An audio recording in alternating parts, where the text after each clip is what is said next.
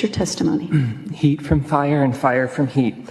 My name is Loren Perkins. I'm a transgender person, and I'm here to testify against SB 12, SB 1601, and any future anti-trans, queer, or other LGBTQIA legislation that comes before this body. I have appeared before the City Council, but this is my first time that I've graced this chamber with my presence, so my voice may be shaky, my hands may be trembling, but it is not out of fear or trepidation, but out of indignation and righteous anger. I've been graciously provided by this body a mere 2 minutes to plead the case for my humanity. This morning, I spent not an inconsequential amount of time pondering what to wear, how to do my makeup, what I should sound like, how I could best present myself to make my humanity clear and obvious to this committee. Isn't that a shame? In reality, it should be obvious that I'm deserving of the same rights and privileges afforded everyone else.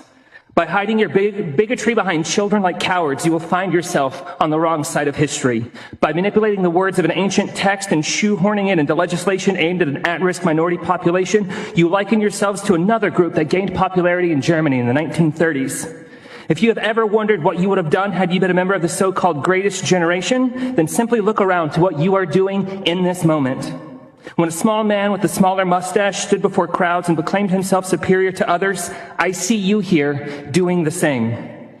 The first books that the Nazi Party burned were those of Magnus Hirschfeld and the Institute of Sexual Health. Some of the first imprisoned under the Nazi Party rule were homosexual and transgender people. Likely the first woman to undergo a successful gender reassignment surgery was killed in that same prison. When those prison camps were freed by the Allies, we were the ones who were still kept in prison for our so-called crimes. For loving who we love, and for living our truth. We can see through this veneer of legislation and assess the intended target. The continued marginalization and othering of the LGBTQIA+ community.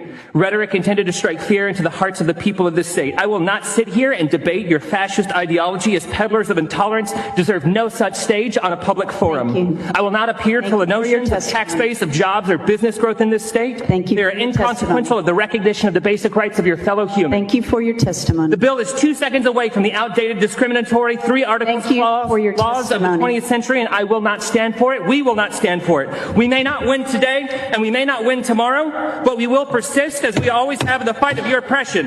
If you wish to eradicate transgenderism from the public life, as members of your party have said, to put on your ears, you can pry that from a cold dead hands. Is your testimony?